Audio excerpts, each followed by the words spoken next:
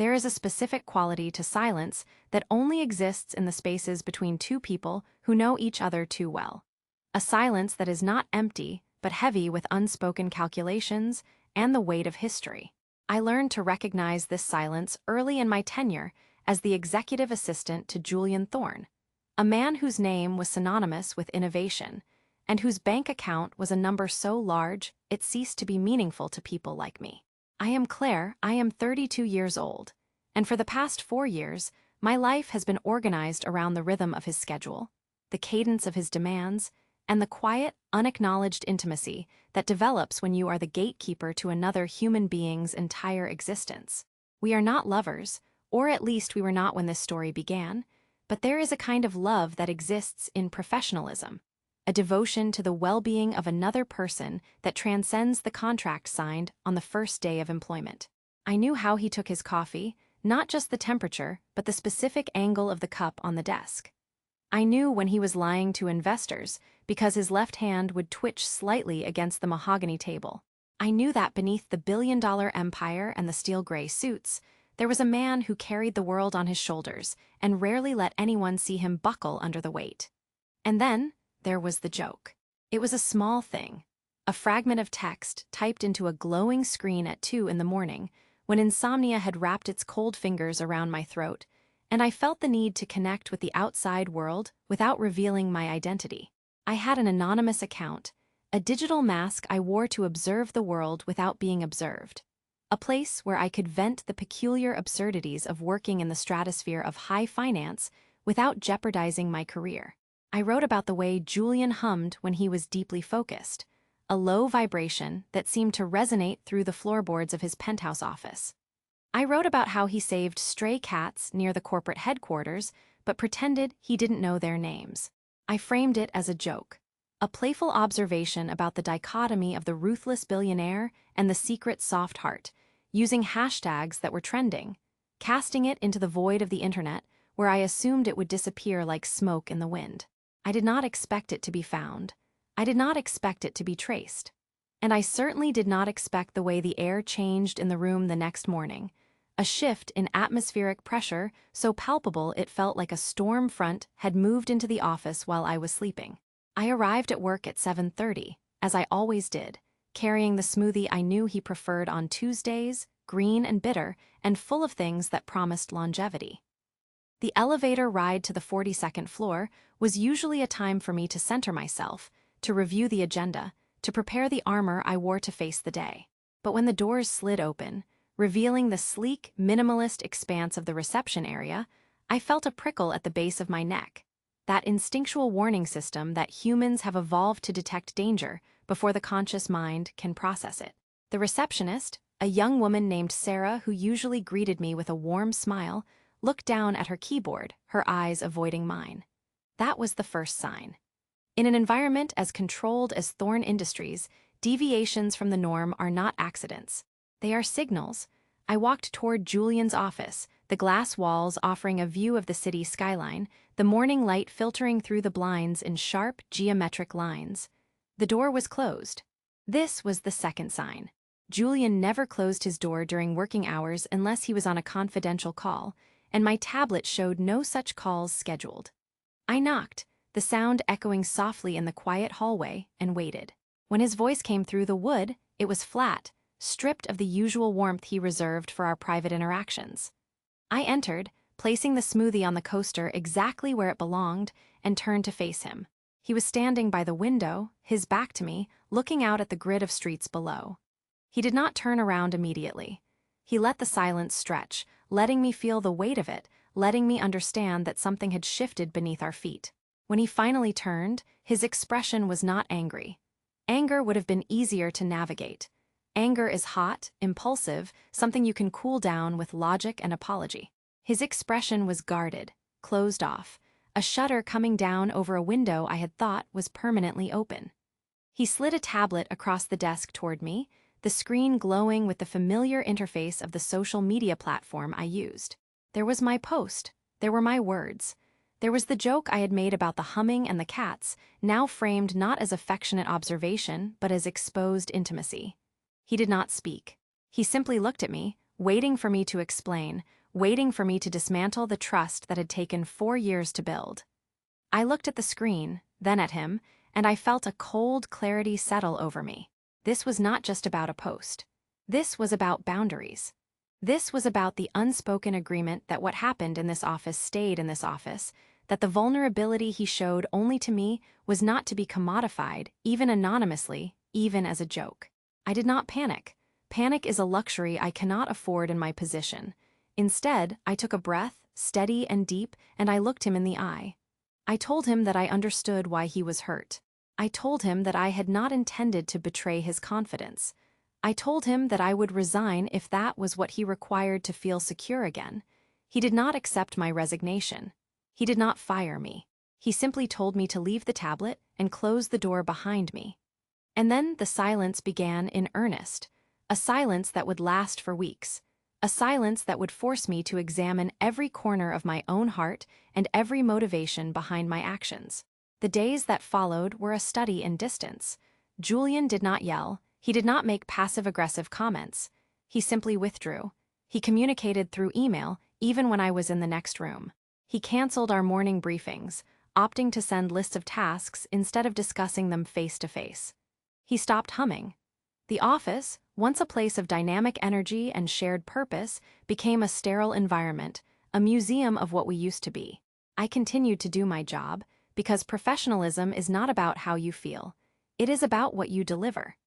I managed his schedule, I filtered his calls, I ensured that the machine of his life continued to run smoothly despite the fracture in its foundation. But inside, I was dissecting the situation with the precision of a surgeon. I needed to understand not just what I had done, but why it had caused such a profound reaction. I knew Julian, I knew his history. He was a man who had been betrayed by partners, by friends, by people who saw his wealth before they saw his humanity. His trust was not given lightly. It was earned in increments, like depositing coins into a vault that had no bottom. My joke, however innocent my intent, had touched a nerve. It had proven to him that I talked about him when he wasn't there.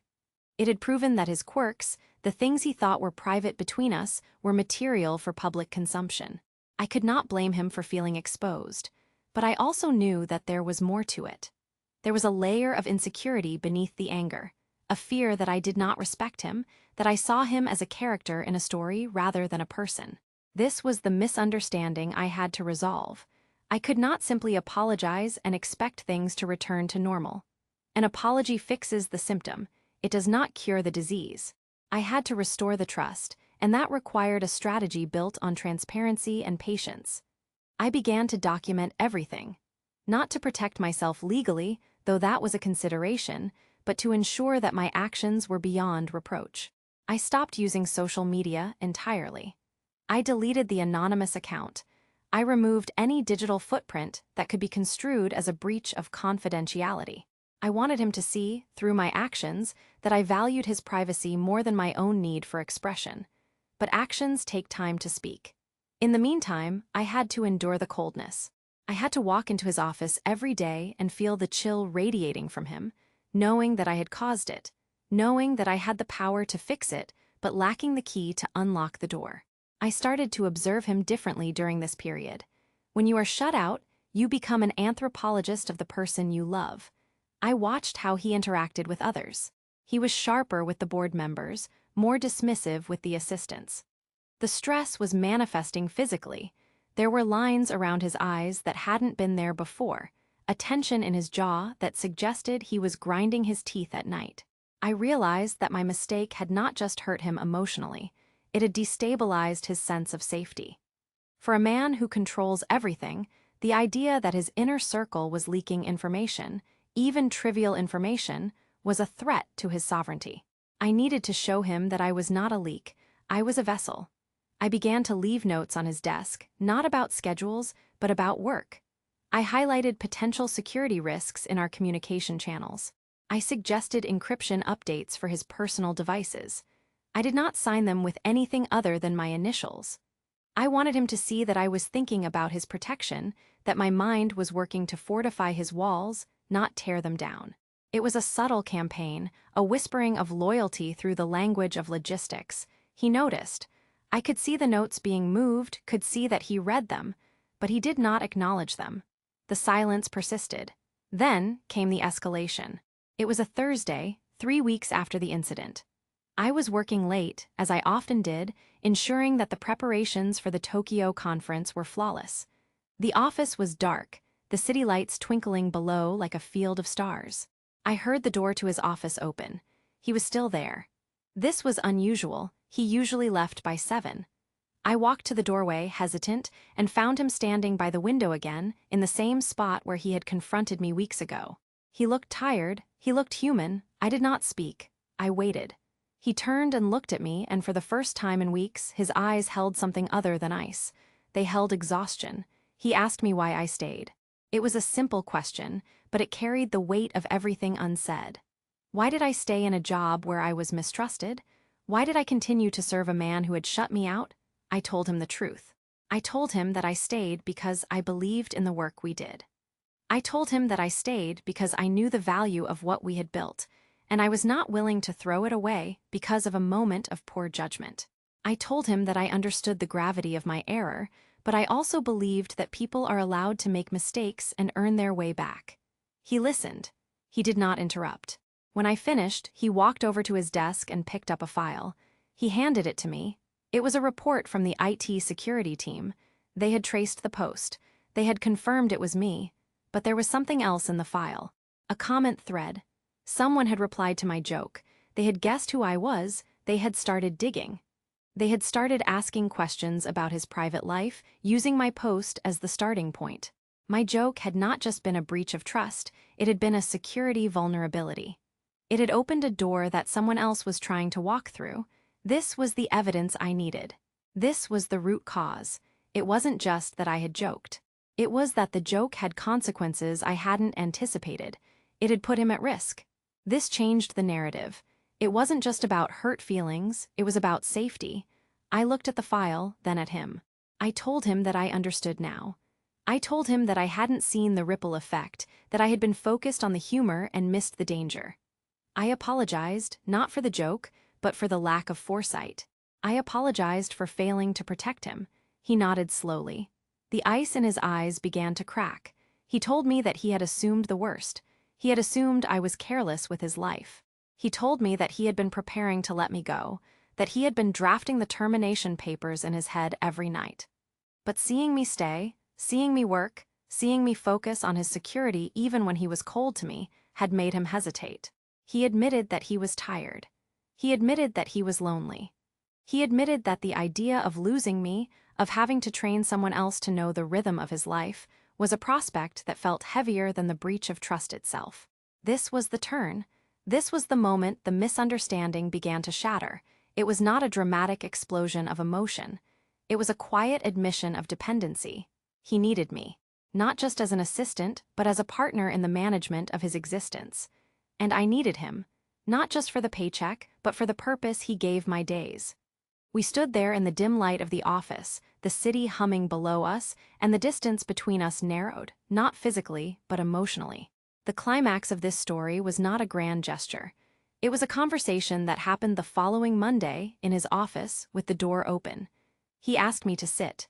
He poured 2 cups of coffee, something he never did, and handed one to me. We talked for an hour. We did not talk about work. We talked about the post. He asked me what I was thinking when I wrote it. I told him I was thinking about how human he was, how much I appreciated the things he tried to hide. I told him that the joke was born of affection, not mockery. I explained that in the anonymity of the internet, I had felt a need to share the beauty of working for someone who cared about stray cats, someone who hummed when he worked. I told him that I had failed to realize that sharing that beauty was itself a violation of the privacy he cherished. He listened, and I saw the tension leave his shoulders. He told me that he had spent his life building walls because people only wanted to get inside to take something. He told me that he had let me inside because I never asked for anything. And when I posted that joke, even anonymously, it felt like I was selling tickets to the show. He felt commodified. He felt like a product. I validated that feeling. I told him that I understood why he felt that way. I told him that I would never want him to feel like a product in my eyes. I told him that to me, He was the person who stayed late to help me fix a personal crisis, the person who remembered my mother's birthday, the person who trusted me with the keys to his life. We sat with that truth for a long time. The truth was that we both valued the relationship more than the ego. He valued my loyalty more than his pride. I valued his trust more than my freedom of expression. We agreed on new boundaries. We agreed that nothing about his personal life would ever be shared, not even in code, not even anonymously. We agreed that if I felt the need to vent, I would come to him. It was a risky agreement, asking an employee to vent to a boss, but we were past the standard definitions of our roles. We were rebuilding something unique. He asked me if I could forgive him for the coldness, for the way he had shut me out.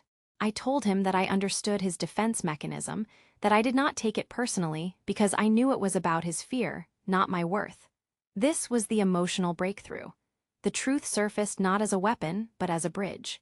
We shattered the misunderstanding by acknowledging the fear beneath it. We acknowledged that trust is fragile, that it can be broken by a single click, but that it can also be rebuilt with consistent, deliberate action. He stood up and walked around the desk. He did not hug me. That would have been too much, too soon. He placed a hand on my shoulder, a solid, warm weight. He told me that he was glad I stayed.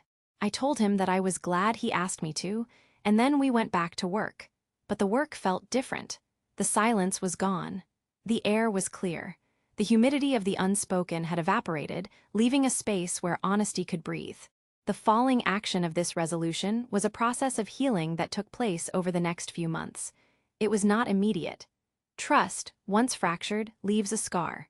There were moments when he would hesitate before sharing something personal, a flicker of uncertainty in his eyes. I would catch it, and I would reaffirm my commitment without words, by simply continuing to be the steady presence he could rely on. I became more proactive in protecting his privacy. I screened calls with greater rigor. I managed his public image with a ferocity that surprised even him. I wanted him to see that I was his shield. In return, he began to open up again, slowly. He started humming again.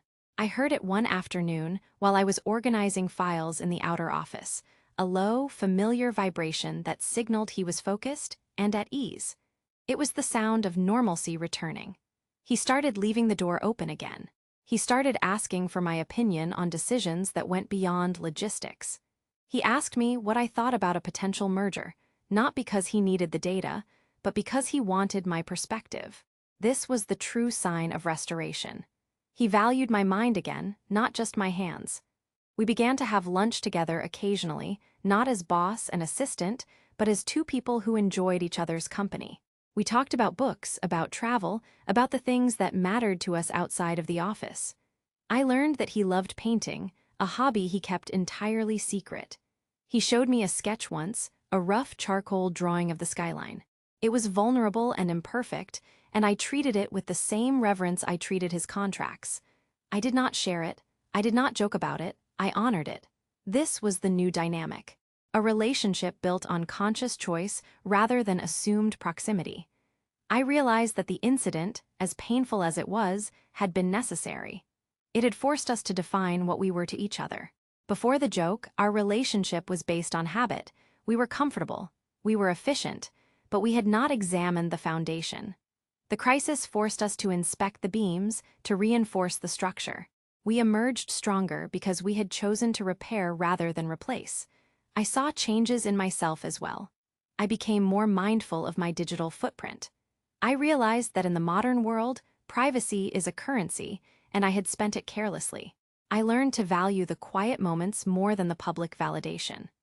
I learned that some things are too precious to be shared, that some intimacies are meant to be kept in the dark to preserve their light. I stopped looking for approval outside of the office.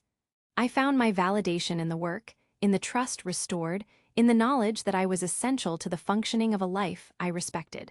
The fear of being misunderstood, which had always been my weakness, began to fade. I knew that if I was misunderstood, I had the tools to clarify. I had the voice to speak the truth. I had the patience to wait for understanding. This was the growth. This was the resolution of the internal conflict. I was no longer guarded because I was afraid. I was guarded because I was selective. I chose who to let in, and I had chosen him, and he had chosen me. The ending of this story is not a wedding, nor is it a promotion. It is a state of being. It is a Tuesday morning, 6 months after the incident. I walk into the office with the smoothie. The door is open. Julian is at his desk, reviewing a document. He looks up when I enter. He smiles. It is a small smile, but it reaches his eyes. He asks me how my weekend was. I tell him about the hike I took, about the peace of the woods. He listens, genuinely interested. He tells me about the painting he finished, about the colors he used. We share a moment of connection that is unburdened by the past. There is no tension. There is no fear. There is only the present. I place the smoothie on the coaster. I check the schedule. I prepare for the day. But beneath the routine, there is a current of warmth that was not there before. It is the warmth of survival. We survived the breach. We survived the silence. We survived the doubt. And we came out the other side whole. I look at him, and I know that he is looking at me with the same knowledge. We are not just colleagues. We are allies. We are witnesses to each other's lives. In a world that is increasingly transient, where relationships are discarded at the first sign of trouble, we chose to stay. We chose the hard work of reconciliation. We chose clarity over anger. I realize now that love, in whatever form it takes, is not about the absence of conflict. It is about the presence of resolution. It is about the willingness to sit in the discomfort of the truth until it becomes comfortable again. It is about knowing that you are safe enough to be honest and strong enough to forgive. As I walk out of his office to start the day's tasks, I feel a sense of peace that settles in my chest. The city is busy outside, the phones are ringing, the emails are pouring in. The world is chaotic. But in this office, in this relationship, there is order, there is trust, there is love, quiet and steady and enduring. I know that there will be other challenges. There will be other misunderstandings, but I am not afraid of them anymore. I know how to navigate them. I know that we have the tools. I know that we have the will. And I know that no matter what happens, we will face it together, with intelligence, with communication, with truth. The joke is forgotten. The lesson remains, the bond is restored, and I am ready for whatever comes next. Looking back on the sequence of events, I am struck by how easily it could have ended differently. If I had reacted with defensiveness, if I had insisted on my right to free speech without considering the context of our professional intimacy, we would be strangers now.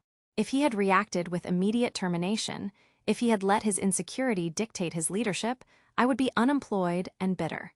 But we both chose the higher path. We chose emotional intelligence over ego. We chose the long-term value of the relationship over the short-term satisfaction of being right. This is the lesson I want to carry with me. It is not just about surviving a crisis with a billionaire boss. It is about how we handle friction in any relationship. It is about pausing before reacting. It is about seeking the root cause of the pain rather than attacking the symptom. It is about understanding that when someone pulls away, it is often because they are hurt, not because they are cruel. It is about having the courage to say, I see that I hurt you, and I want to fix it. It is about having the humility to say, I am scared, and I need you to understand why. These are the tools of resolution. These are the ingredients of healing. And they are available to everyone, regardless of status or wealth. The dynamic between Julian and me was unique.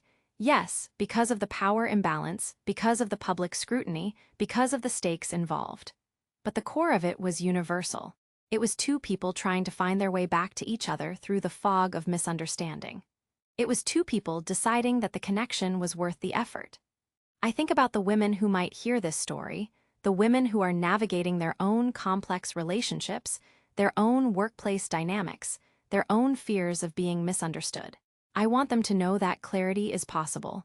I want them to know that trust can be rebuilt. I want them to know that they do not have to accept the silence. They can break it. They can speak their truth. They can ask for what they need. They can offer forgiveness. It is not weak to seek reconciliation. It is strong. It requires a tremendous amount of strength to lower your walls when they have been breached. It requires a tremendous amount of strength to offer your hand when it has been slapped away. But it is the only way forward. The only other option is isolation. And isolation is a cold place to live. I prefer the warmth. I prefer the risk. I prefer the possibility of connection. There is a moment, just before the sun sets over the city, when the light hits the glass of the office towers and turns them to gold. I often catch this moment from my desk. It is a brief window of beauty in the middle of the grind. On that day, 6 months after the resolution, I caught that light and I thought about how far we had come. I thought about the night I wrote the joke, the impulse that started it all. I do not regret it, not entirely. Without it, we would not have had this conversation. We would not have had this clarity. We would still be dancing around each other, assuming we knew what the other was thinking, never testing the strength of the bond. The fracture allowed the light to get in. It allowed us to see the structure of our relationship clearly. It allowed us to reinforce the weak points. So in a way, I am grateful for the mistake. It was the catalyst for growth. It forced us to evolve. Julian is different now. He is more open. He trusts his team more. He understands that vulnerability is not a weakness, but a requirement for true leadership. He knows that people need to feel safe to make mistakes, as long as they own them and learn from them. I am different too. I am more confident. I know my value. I know that I am not just an employee, I am a partner in this enterprise. I know that my voice matters. I know that I can speak up when something is wrong. I know that I can be honest without fear of retribution. This is the power of resolution. It empowers both parties. It levels the playing field. It creates a space where truth can exist without fear. And in that space, love can grow. Not necessarily romantic love, though that is possible, but a deep, abiding respect and care that is the foundation of all lasting relationships. I look at Julian, working at his desk, the golden light catching the gray in his hair. He looks up and catches my eye. He nods, I nod back. No words are needed. We know what we have been through. We know what we have built. We know what we have saved. And we know that we will not let it go. The story of the joke is over. The story of us continues. And it is a good story. It is a story of intelligence and heart. It is a story of two people who chose each other again and again until the choice became a certainty. I want to linger on the feeling of that certainty. It is not a loud feeling. It is not a fireworks display. It is a quiet hum like the one Julian makes when he is working. It is a steady rhythm, a heartbeat that you can rely on. It is the knowledge that when you walk into the room, you are welcome. It is the knowledge that when you make a mistake, you will be heard. It is the knowledge that you are not alone. This is what I seek in life. This is what I think many of us seek. We want to be known. We want to be understood. We want to be safe. And when we find that, even in the most unlikely of places, even in the high-rise office of a billionaire, we must hold on to it. We must protect it. We must nurture it, because it is rare, it is precious. It is the only thing that makes the work worth doing. The money is secondary. The status is secondary, the power is secondary, the connection is primary, the trust is primary, the love is primary. I learned this through the fire of the misunderstanding. I learned this through the cold of the silence. I learned this through the warmth of the resolution, and I will carry this lesson for the rest of my life. I will carry it into my next relationship. I will carry it into my friendships. I will carry it into my family. I will carry it into myself. I will be the person who seeks clarity. I will be the person who offers forgiveness. I will be the person who chooses love over fear. Because I know now that it is possible. I know now that it is worth it. I know now that healing is real, and I know that I am whole. The city continues to move below us. The traffic flows, the people rush, the world spins. But in this office, time seems to slow down. We have created a sanctuary here, a place where truth is spoken. A place where mistakes are forgiven, a place where love is restored. It is a small space in a big world, but it is enough. It is enough for me, it is enough for him, it is enough for us. And as I turn back to my computer, as I open the next file, as I begin the next task, I do so with a light heart. I do so with a clear mind. I do so with a sense of purpose. The story is not over, it is just beginning. The next chapter is unwritten, but I am not afraid of the blank page. I have the pen, I have the ink, I have the truth, and I have the trust. And that is all I need. That is all we need, to move forward, to grow, to live, to love. The joke is a memory, the pain is a lesson, the resolution is a reality, and the future is bright. I take a breath. I type the first word, I begin. And I know that whatever comes, we will face it together, with intelligence, with communication, with truth, with trust. This is the promise we made to each other. This is the vow we keep. This is the life we lead, and it is good, it is very good. There are moments in life that define us, moments that split our timeline into before and after. For me, the post was that moment. Before, I was an assistant who did her job well. After, I was a partner who understood the weight of trust. Before, he was a boss who commanded respect.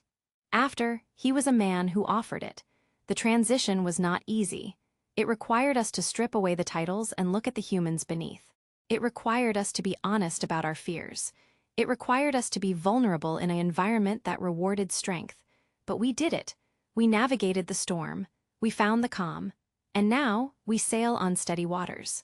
I think about the women who are listening to this, who are perhaps in the middle of their own storm.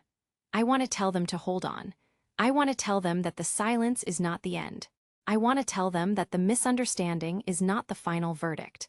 I want to tell them that they have the power to change the narrative. They just have to be willing to do the work. They have to be willing to be intelligent about their emotions. They have to be willing to communicate with precision. They have to be willing to seek the truth, even when it hurts. And they have to be willing to trust, even when they have been hurt before. It is a risk, but it is the only risk that pays off. The reward is connection. The reward is peace. The reward is love, and that is worth everything. That is worth every moment of silence. That is worth every tear. That is worth every fear, because on the other side is clarity. On the other side is resolution. On the other side is life. Real life, deep life, whole life, and I am living it. We are living it, and it is beautiful. I remember the day he told me he was glad I stayed. I remember the tone of his voice. It was rough, like he had been holding back emotion for a long time. I remember the way he looked at me, like he was seeing me for the first time, not as an employee, but as a person. It was a pivotal moment. It was the moment the scale tipped back in our favor. It was the moment we decided that the relationship was more important than the conflict. I hold that memory close. I use it as an anchor when things get difficult. I remind myself that we have been here before, we have faced the abyss. We have come back. We can do it again. Resilience is not about never falling. It is about always getting up. It is about always choosing to rise. And we choose to rise. Together, that is the key. Together, not me alone, not him alone, but us, a unit, a team, a partnership, built on the ruins of the misunderstanding, built on the foundation of the truth, built on the bedrock of trust. It is a strong foundation. It will hold. It will last, I know it will, because we built it with care. We built it with intention. We built it with love. And love is the strongest force in the universe. It conquers fear. It conquers doubt. It conquers silence. It brings the light. And we are in the light now. We are warm. We are safe. We are home. The narrative of my life has changed. I am no longer just an observer. I am a participant. I am a creator. I create the atmosphere in this office. I create the tone of our interactions. I create the safety that allows us to thrive. This is power, real power, not the power of money, but the power of influence, the power of emotional intelligence, the power of care. I wield this power wisely. I use it to protect. I use it to heal. I use it to build. And I will continue to use it for as long as I am here, because it matters. It matters to him. It matters to me. It matters to the work. It matters to the world.